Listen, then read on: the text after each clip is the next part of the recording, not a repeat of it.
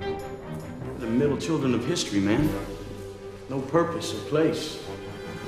We have no Great War, no Great Depression. Our Great War is a spiritual war. Our Great Depression is our lives. Hey, right. Hey, come out. Right. Right. Circle left. Stand still, huh? Get ready. 1 o'clock. Good. 12. 5 to 3. I got mixed up. There is no way that you could have been as bad at hockey as you are at golf. All right, let's go. You like that, old man? You want a piece of me? I don't want a piece of you. I want the whole thing.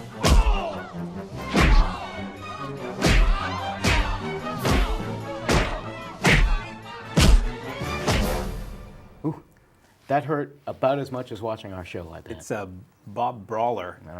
I'm Mark. I'm Tom. And we are the Cinemaniacs. Back, full force Cinemaniacs this yes, week. exactly. Thank you for taking the brunt of the work. Got to see, drove all over the place. You did? Got to see, yeah, I'm sick of my car. Which states were you in? New York, Massachusetts, New Hampshire, and Vermont. So, driving and confusion? hither and yon. So we have a full roster to leap upon this week. If I may dive in. For the first one? He's going to take a bite out of this one. Yeah, it certainly took a bite out of me. And my wallet. Thanks, MoviePass. Well, maybe if we have 10 minutes at the end, we'll complain about MoviePass for a while. So, Jason Statham is the man of the hour on the scene, going up against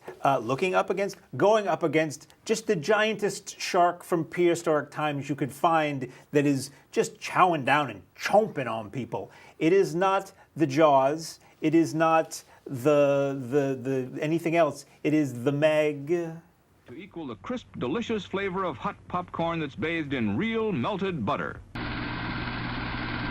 He almost said a bad word. Not before 10 p.m. on our fine channel. No way. So I had seen this trailer a lot. Yep. And I was going into this hopeful, but I went into this thinking, okay, this is going to be a Sci-Fi Channel movie with a little bit of money behind it. Right. Sci-Fi Channel movie is a dirty word, like Lifetime movie for certain things. I like a lot of the Sci-Fi Channel movies. The worst of them fail by being just a whole lot of people in a room looking at a monitor and talking with a little bit of bad CGI action. And that's kind of what I felt like this was for me. Okay. There's a whole lot of talking in this movie, and the dialogue and the moments when it's supposed to be funny aren't, and the dialogue isn't very compelling. The sets are well rendered. I didn't feel like the CGI shark was very impressive. I didn't feel like a lot of the action, it was mostly thrown away when you get down to the nitty gritty. And there's been a lot of talk about Statham complaining that this is PG-13 and he had signed up or they had shot an R-rated bloody movie. I don't know if blood and gore would save the bad dialogue. I don't know if the blood and gore would save the bad camera work, or I don't know if blood and gore would save the bad CGI. Maybe. But I was hoping for like another Piranha, which was a hell of a lot of fun, the Piranha remake. Or just anything. I mean, I have seen Sci-Fi Channel movies that are bad, that were better for me than this movie was. Statham's fine. I like him, but I think he's in about 95% bad movies. Rainn Wilson and I can't think of his name. He was another one of the scientists. There's like 3 familiar faces in this. This is another one of these movies that's made with a lot of Chinese money for the Chinese market. Yes, that seemed very obvious. Some have theorized that it's maybe incidental that it got a release over here. A lot of people, there's some Chinese subtitle dialogue, not a lot. The best part of the movie for me was the cute little girl who's the daughter of one of the scientists. Some of the other characters speak with pretty heavily accented English. They're primarily Chinese-speaking actors. So that is one of those things I've talked about before where it kind of throws the rhythm of the dialogue off a little bit. It's not that you can't understand what they're saying, it's that they say it with a certain cadence that just is off-putting if you're your native English speaker. But otherwise, I wanted a lot more gore or action or interesting scenarios or suspense. And there's a couple moments. There's a moment where there's somebody in like a cylindrical plexiglass shark cage that was kind of cool, and a couple other things. It felt like it took forever to get to the shark in this movie. Right. And ultimately, they keep making exorcism movies. And all they ever wind up being are Exorcist ripoffs, and none of them are anywhere near as good as The Exorcist. So why do you even bother? And that's kind of how I feel about shark movies. For Jaws. For the most part, you have Jaws, if benefit of the doubt, maybe I have Jaws 2 as well. Otherwise, Mako, Jaws of Death, that's a cool movie. That's totally different from Jaws. But otherwise, it's like the same thing over and over again, and it's never very interesting to me. So I didn't like the Meg. I went into it with that idea, is like, why remake this? Again, not that you should compare it to the book, but for fans of the book, and you told me before we started this that apparently it's a series. That's what I've heard, I didn't yeah. know that. But I had just, like 2 months ago, I just read this book, primarily because I'm a scuba diver. I love stories about that. Been diving with sharks, blah, blah, blah. And it was like, oh, holy cow, they made a movie about it. Interesting. Oh, my God, Jason Statham's in it? Really? Oh, he's playing that. Originally, it looked like he was going to play the scientist, because it's a scientist who fails at something initially and then he has to redeem himself. But they modified it enough that I bought it. So took my younger son, he's 17 now, so he's not all that young, to go see it, and I wasn't expecting a lot. And I thought it was loads of fun. There you go. Clearly the setup, you don't see the shark very early, but I thought that was intentional to hide the size of him and everything like that. I thought the inner workings of some comedy worked pretty well. I was a little disappointed they made a couple of characters. You have to have the bad guy character, and they made a couple of characters bad guys that I was disappointed in. Overall, I thought if you go in with the idea that this is a Jaws ripoff, I thought it was one of the better ones. I thought the action was fun, and I thought the comedy worked pretty well. Ultimately, I gave it like a 7 or so because I enjoyed it. Sometimes we differ. Yes. This is one of those rare moments. We don't have to differ on this one because you didn't see it. Nope. Took a trip because it wasn't necessarily local, and went to see a horror movie about a group of girls, actually. The guys didn't have the guts to do this, but the girls decide to watch a video. Is this going to sound kind of familiar, maybe? Does it have a familiar ring? And the girls watch this video, and they do some stuff that brings a bad guy out. And, oh, they're going to laugh at it, but not when they start getting knocked off by the Slender Man. If you like popcorn, you'll really like ours. We start with the best and make it better. Okay, so you and I both like horror movies. I went into this. I love the game. It was funny. My older son introduced me to this because he says it just flips him out. Because it's a very atmospheric game where you're walking through these woods and here's this guy and you can't get away from him. And so I went to this expecting to have some fun, have it be scary, expecting kind of the jump out at you scare, because clearly that's the thing, is in the game, if you turn around, there he is, and you got to run. This was one of the slowest, most boring films I'd seen in quite a while. The actors are bad. The setup is just ludicrously long. The dialogue is interminably boring. If they had only made it a found footage film, those would all be selling points. Right, exactly, right. I can't believe how... I'm going to make up a line, but it's like, oh, where's your dad? Oh, my dad, who lost his job several weeks ago and is drinking a lot, has been abusing me. It's just all Basil so Exposition. atmospheric and backstory. So much so that I walked out after an hour. So I can't review the entire thing. It was so bad, my life was worth more. Oh, and one of the things... You saved your life. MoviePass actually worked for this one. Of course it did. So I felt more like it's okay because it was free, quote unquote. But wow, Slender Man was just abysmal, and I just thought it was awful. I did not see it, for it was not playing locally this weekend. You lucked out. And I was not able to travel this weekend for films, so you don't get too bad reviews on this movie. So up next is a film neither of us saw, but we'll present this heartwarming trailer to you as informational, a film directed by one of the former members of the state, which to me is a good indicator, about man's best friend or woman's best friend and the man or woman who loves that best friend in a film entitled Dog Days.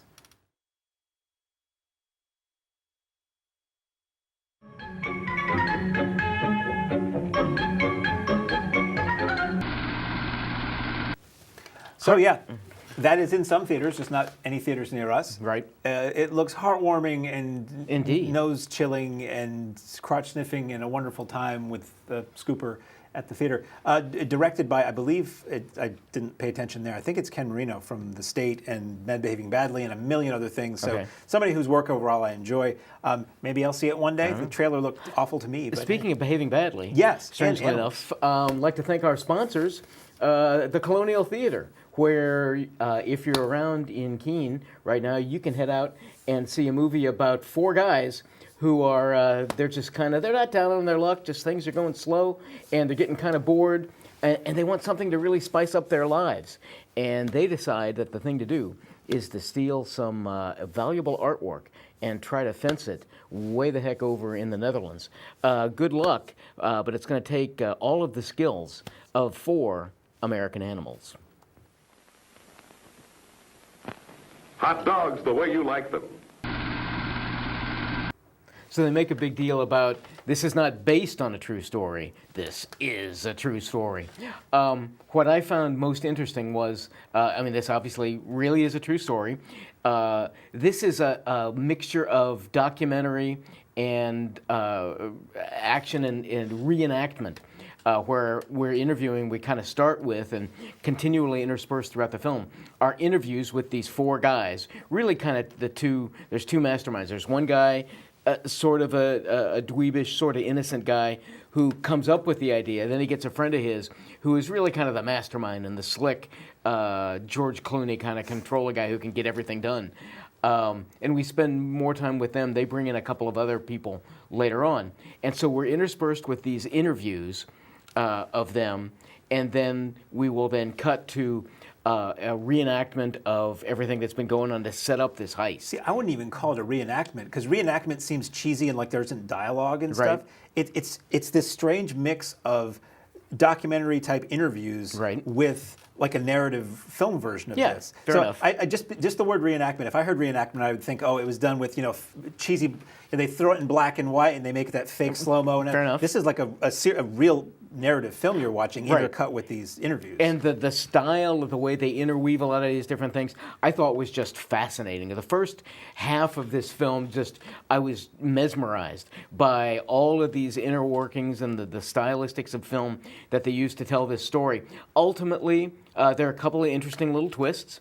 I found a couple of the real people very engaging, but ultimately I didn't really see, not to give, I guess, maybe a minor spoiler alert. So I'll do this to bring you back. 5, 4, 3. But ultimately, I didn't really realize, get why I watched this, because the real point seems to be, don't do bad things. You can come back. That wasn't that much of a spoiler. That wasn't a big spoiler alert. But there are a couple of interesting moments in there where I'm thinking like, well, wait a minute, did this really come off, and how did they do this? In the long run, I didn't think the film was worth... No, that's not. I guess that's not true. I still thought it was a very interesting film. I loved the first hour so much that I thought it was a little disappointing toward the end, but it was still very well made. Good performances by everybody, and I thought American Animals was one of the stronger films this year. I went into this totally blind, so I didn't know what this movie was going to be about before I saw it. I knew it was some sort of a heist thing, but I didn't know the scenario that there were college students and all this other stuff.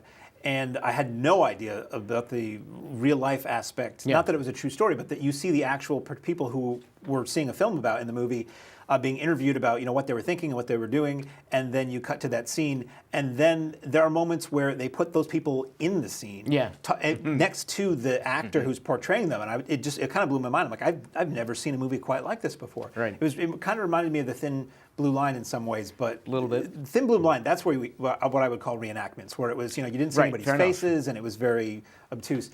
I didn't know where the story was ever going to go, so there were surprises that were surprises. I didn't have any sympathy for anybody in this movie because it's not like crime and violence is secretly illegal and not a good thing to do. It's not the purge. Like, when are they going to get the bracelets? Because they deserve them. But it was very interesting, and it felt a little bit like a '70s movie at times, with some of almost like a I don't want to say Dog Day Afternoon. It's giving this movie too much credit, but it's clear that they watched some 70s, Sidney Lumet classics before they made some of this. Sure. So I think it's totally worth seeing. I thought it was quite good. There are these the guys are constantly referencing films. A lot of movie references in there, and a lot of the before I saw this, I had to on the radio show I had to explain what this was about before I had a chance to see it, and the cheat sheet that I got said these four guys think their lives are movies. And so I was surprised when I saw it. I said, that's not in any way, shape, or form the actual case of it. But they're constantly referencing films and things like that, which is sort of fun. No, I really enjoyed it. I would say, my friends and I, we used to have this thing called You Know Your Movie Sucks When. It's certain things that movies that suck do.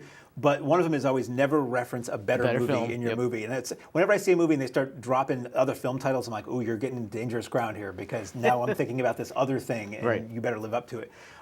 So that's what we saw in theaters. That's what's playing currently locally and abroad in theaters these days. And we thank our friends at the Colonial Theater for sponsoring this program. We now move on to that which is available on the home video platform, service, device, format, or a secret scroll of your choice. First up is the newest Melissa McCarthy, newest on video. This woman cranks them out.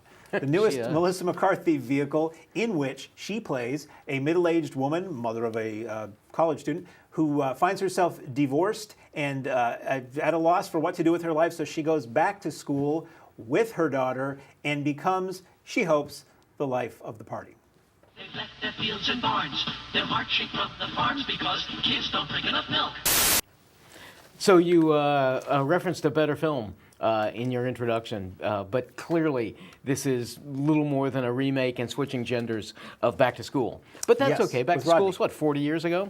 Something like 85, 86? Something like that, probably. Getting there. So I thought I've learned to really like Melissa McCarthy. I wasn't crazy about her early on. So I found some of her early films to be kind of crude, and she's kind of boisterous, but I've learned either she's toned it down a little bit or I've grown to accept it. Her making fun of Sean Spicer on Saturday Night Live really helped me because I thought she was just brilliant in that. So I really like her. So I went to this expecting to enjoy it, and it was about what I expected it to be. Mother-daughter relationships, generational differences, but ultimately it ends up as a moralistic story, and I thought Life of the Party was fine.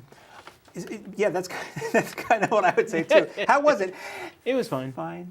I generally don't like Melissa McCarthy movies. I would say I don't like her, but I think I don't like the character she plays in movies. I always come back to Identity Thief, which is a movie I didn't like, but there was this one moment where she was serious, and I'm like, this woman can act. She can act. And there's an upcoming film, which I don't think it's come out yet, where she plays like she plays like an author who is not successful, and she's forging fake letters. That looks like kind of interesting as a straight role for her. Anyway, we're not talking about those movies. We're talking about this one. Less offensive than I thought it would be. This is not another stupid, what's that? Right. Neighbors garbage. Just potty mouth stuff, yeah. And it's not overtly gross and all that. I was impressed with the mother-daughter relationship in this because every movie is the kid not wanting to know anything about their parents. They hate their parents. They're embarrassed by them. There's a little of that here, but it's a positive thing. And in the fact that the Melissa McCarthy character is sort of embraced by her daughter's friends is amusing and positive. And there are some funny characters in this. Jillian Jacobs is very funny as sort of a crazy person. The goth type roommate that Melissa McCarthy has is amusing. And overall, I thought this was fine. It's nothing I would see again. It's probably nothing I would have seen if I didn't have to. Right. I think if you like her, you will probably like this movie because I think the sense of humor, and this is probably a much broader range. Like this is one that, again, older folks could probably see and be amused by without having to deal with all the barf and fluid jokes and all that stuff. So again, it seems strange for me to say this about a Melissa McCarthy movie, but I thought it was fine. Fair enough. Well, moving on to kind of the last thing we have of major titles on home video, at least for kind of the more current things. We'll be getting into some both esoteric and special videos coming up. But from the big theaters, a successful businesswoman and mother of two kids heads off for the weekend. Unfortunately, her father has died, but she gets to inherit her old family home. So she's going to go open that up, waiting for her husband to come visit her there, and unfortunately, a few criminals find out and get the story that there's something hidden inside there. Dad whiskered away, whatever that term might be. I'm not quite sure. Squirreled away. You can squirrel it away or Squirrels dog it have away whiskers? during dog days. A valuable fortune. Who knows what it might be? But unfortunately, she gets locked out, and the kids get locked in with all the criminals, and she spends most of her time breaking in. Headaches. Pain mounts up. You feel dull, depressed. Tension puts nerves on edge. So we saw this in the theater. Yes. And I was kind of looking forward to this. I was really looking forward to I this. like revenge movies. Yeah. A female revenge movie, absolutely. I want to see bad guys get taken down brutally. And as much as I love movies about, it was kind of similar to American Animals. Gee, they're criminals, but they're so clever. I love movies about like criminals escape from Alcatraz and things like this. So I was looking forward to this reverse. Well, this looks like the reverse of Panic Room, basically. Yes, right. So this, as you said, the plot is mother and two kids go to a house in the country. Wow, this place is a fortress. This is all high-tech home security for some reason. Bad guys get in, kidnap the kids. Mom's trapped on the outside. Mama Bear's got to come save the cubs, basically. Yep. And no offense to the baseball team. That's I just didn't think it was very interesting. Yeah. What was very distracting for me, which might not be for somebody else, is that it was very clear to me that this was edited from an R to get a PG-13. Oh, yeah. Where you get these hardened criminals who have just murdered people, looking at each other in anger, saying "frickin'." Frickin'? Get the frickin' code. You know who says frickin'? Kids who don't want to get in trouble near their parents. Right. Yeah. Very silly. So that was weird. There are moments where it looks very clear that there should have been more violence that they cut away from. And then again, gore and language do not make me like a movie more. It was distracting that they did that, but otherwise it wasn't a very interesting movie. Like once all that stuff starts, it wasn't wildly clever in how she takes the bad guys down or how she outsmarts them or anything. It was just it was in color, it was in focus, I could see what was going on. It wasn't like shaky cam garbage, but it was very pedestrian. And you always want to joke, and I get a little offended when people say anything that's a female film, oh, it's a Lifetime movie. That's always the toss-up. This did kind of feel like a Lifetime movie. This kind of felt like a TV movie. So I think maybe at home, people will be less demanding, as you often say, and maybe at home, this is like a totally fine rental for people. I'll be interested to see if, like, they have a director's cut of it, because I think you're right. I think this would feel less like a Lifetime movie. I think one of the reasons it felt like that was because it was so clear that this was edited down to make it a little bit more wholesome. I'd be interested to see, because I wanted to like this. I thought the performers, the actors were good, but they came off as so silly because of the way it was edited. And as you say, ultimately, it wasn't what I expected. Now, sometimes that's my fault, but the film clearly sets it up that this is going to be this really bright, clever woman tricking modern technology to get in and save her kids. And there wasn't really that. So, yeah, I thought Breaking In was pretty disappointing. Speaking of mothers. Okay. Up next, we have a documentary, dare I say, shockumentary. If the miracle of birth is shocking to you, then this documentary is shocking. Film Rise, out now on DVD, about the world's largest maternity ward in the Philippines, and just what it takes to get through a day, week, month, or even a year in the motherland. Tony Tiger, a great way to sweeten up the day. So yes, it is not in English. Okay. But that doesn't Subtitled? matter. Subtitled. Okay. Yes. I don't work that hard for my entertainment. Because you didn't learn the language? Yeah, no. Well, I feel like I learned a few words. So, as I said, this is set in the world's largest maternity ward or hospital in the Philippines. It's fascinating. I thought this was really good.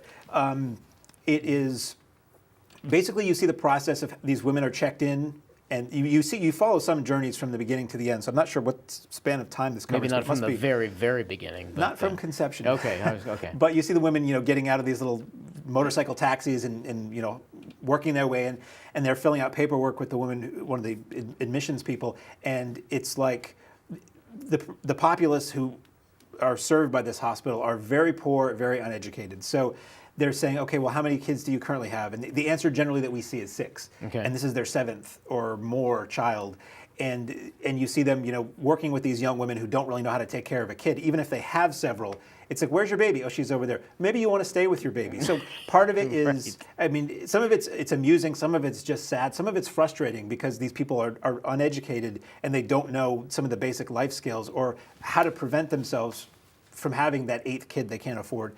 And this hospital works toward that. They'll sit down toward the end with the women and they'll say, okay, well, we can give you this IUD for free, and it takes a moment to put it in, and it's not uncomfortable. You won't notice it's there anymore. It'll last for 10 years, and then that way, you will not be surprised by your next 11th child. And some of the women, it's a very Catholic nation, so some of them are, oh, no, I can't do that, or my mother doesn't want me to do that. And it's these hospital and social workers trying to have an intelligent conversation and calmly and just saying, we don't want you to do anything you don't want to do, but look at the bigger picture of reality. And so that's fascinating. And just seeing these women interact, because it's like a giant dormitory. It's just bed.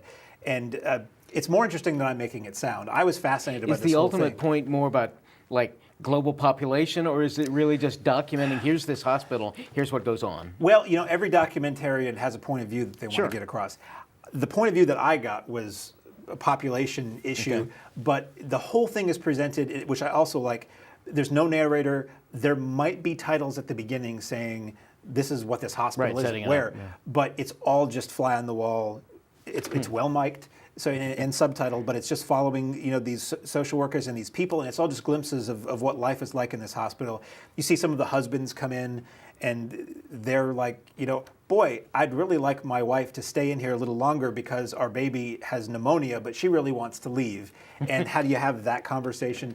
And then as the credits roll, you see some of these women with their family out of the hospital with all the kids and the husband and all that. I just thought it was fascinating in terms of world culture and elements that would apply to us in our everyday world where we are here. It's a world away, but people are people, and a lot of the same ideas and attitudes and behaviors. Babies all get made the same way. They all come out the same way. You do see one coming out, by the way, just so you know.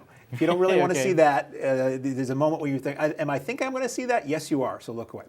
So that's Motherland. That's out now from FilmRise. Up next, speaking of mothers. Yes. If I may. It's all yours. Oh, baby. Okay, this is a new release from AGFA on Blu-ray.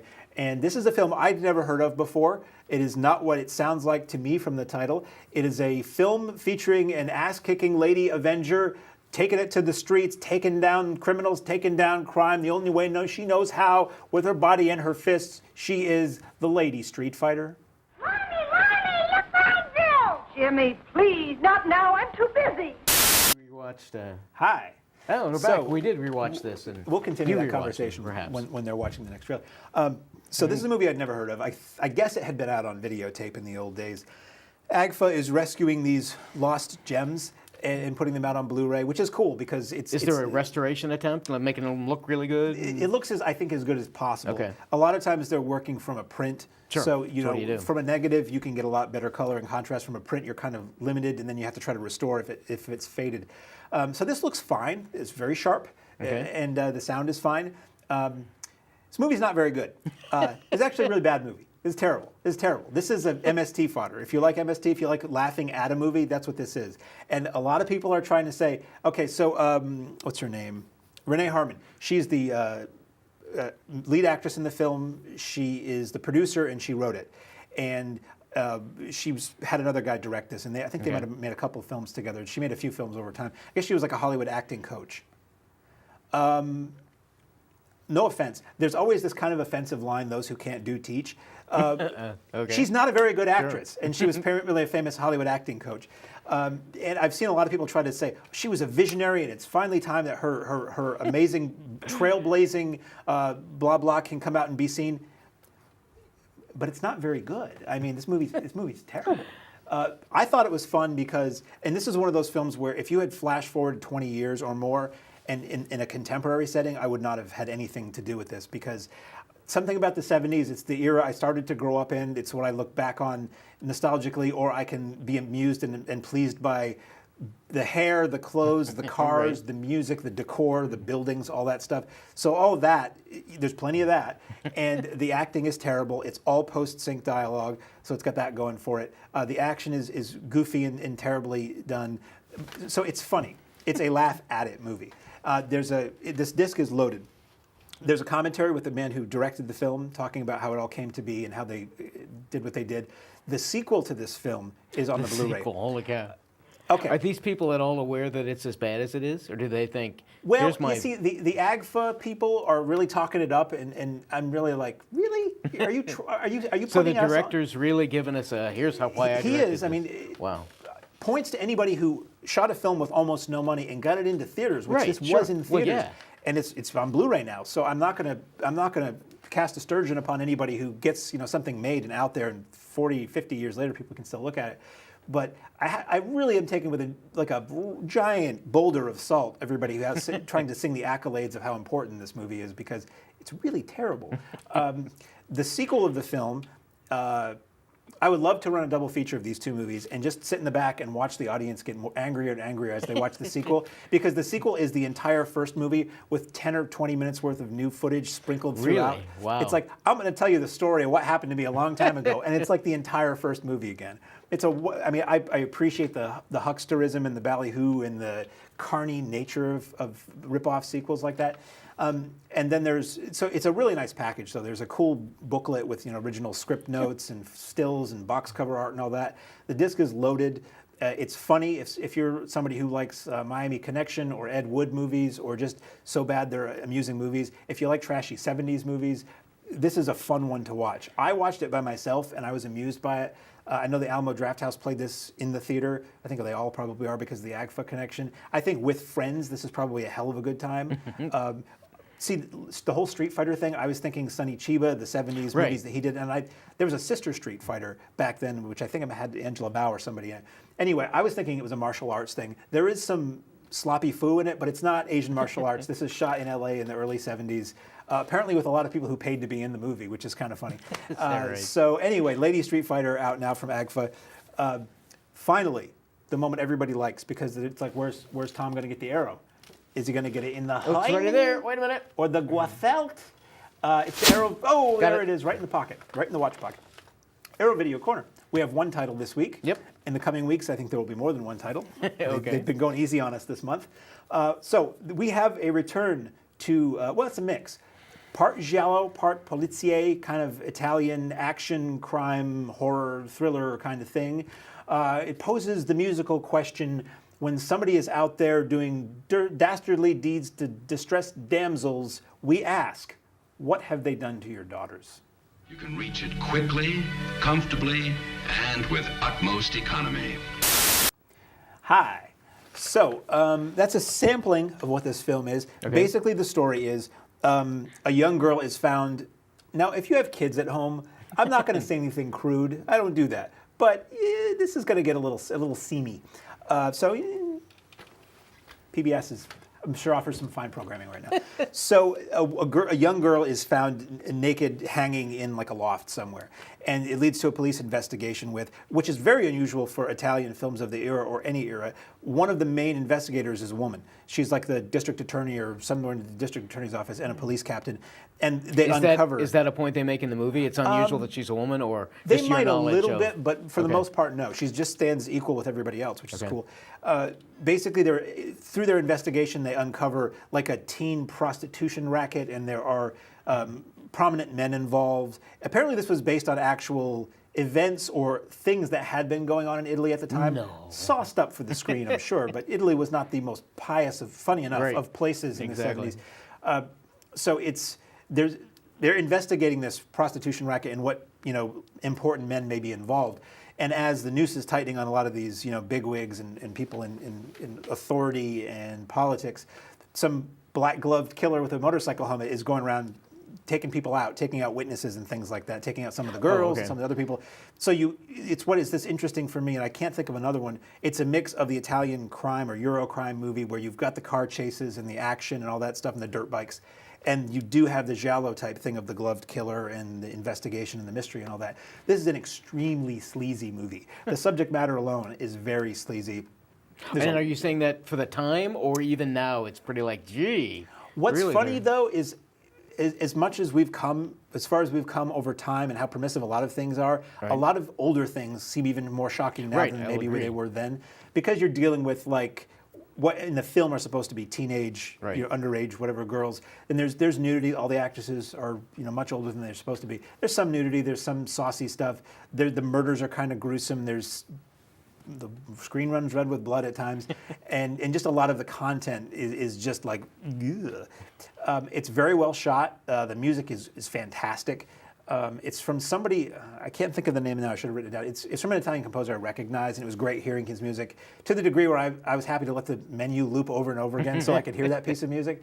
The action is really well done, and it's Arrow, so it looks great. You have your choice of English or Italian soundtrack. I think there's a couple moments where there were things that were edited out of the US version of the film where you see subtitles during those moments, but it's not more than a minute or two in the whole movie. Sometimes it's interesting to watch it that way too, because you'll see just an extra couple lines of dialogue, and you're like, oh, that's interesting. I wonder why they saw fit to take that out of the English version, probably just to shorten up the running time.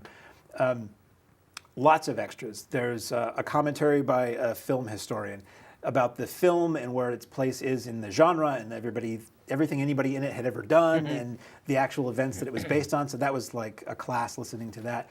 You have an interview, 20, 30, 60-minute interview with the film's composer, long interview with, I believe, the director. It's been a while since I popped this in. Trailers, photo gallery, hardcore inserts. There was, at some point, the director shot extra scenes for this movie to be inserted in some version or some market where, I say hardcore, much more explicit sex stuff than is in the movie itself. So it's presented as silent, and you can kind of figure out where it would have gone in the movie. Right. And it's just these scenes of these disembodied bodies doing things. So a little something extra for Dad, I guess. So What Have They Done to Your Daughters is out now. I always get this confused with What Have You Done to Solange, which is another film we reviewed that Arrow has put out. It's this What Have You Done series of films, not connected to anything else. At any rate, well, then you can have the I Know What You Did. Well, then there's those. Move on to so those. That's out now from Arrow, and I liked it a lot because I like sleazy movies, and I like Euro crime and Euro horror, so it's two great tastes. So that is all that we have to discuss properly. Yep. Next week, I see Mile 22. Mile I'm not 22. Sure. Do you know what that's about? That's Mark Wahlberg. Yeah. Looks like I think it looks like a lot of fun. Looks like a whole lot of shaky camera work from going the on, so. makers of Peter Berg. Yeah. Who does a lot of military. Yes. It's like about a secret subset of the military trying to take out terrorists or something like that. Yeah, I believe so. And he has, and there's. It sounds a lot like. There was a Bruce Willis movie, I forget the name of it, of one of the ones that he did a zillion things, where you have to get a witness a certain distance. And so 16 blocks. 16, yeah, something like that. Or the Gauntlet. It sounds like something like that. Well, certainly the Gauntlet, yeah. And then we have Crazy Rich Asians, which I'm excited. I think that looks like fun. It's got Michelle Yeoh. Yeah. And I love the fact that, talk about strong female actresses and characters. She was a beauty queen in Malaysia. Then she started being in Jackie Chan movies, and she had a huge career in Hong Kong action. She was an amazing action performer. And now she's going to be like a serious actress, or she has been for years. And it's always, it's amazing. Think of Schwarzenegger just showing up in a movie and being a really good actor. Or think of Van Damme, somebody who's known for their physicality predominantly, to be in a movie and just be like a really good actor. Right. That didn't happen a lot, but she's been able to do that for a long time. And I think she's set up to be in one of the future Guardians films, I believe. Yeah, I think so. And she, I believe, was on the newest Star Trek, Discovery, briefly. And she's been in a lot of straight acting roles. So I'm in that movie, into that movie for her. I see the trailer and it looks a little grating to me for what it is, but it'll be interesting. Right. So I guess, unless you have anything else to add? I have little to nothing. I don't add too much to this anyway. There's nothing going on up here. Until next week, I'm Mark. I'm Tom. And we are the Cinemaniacs.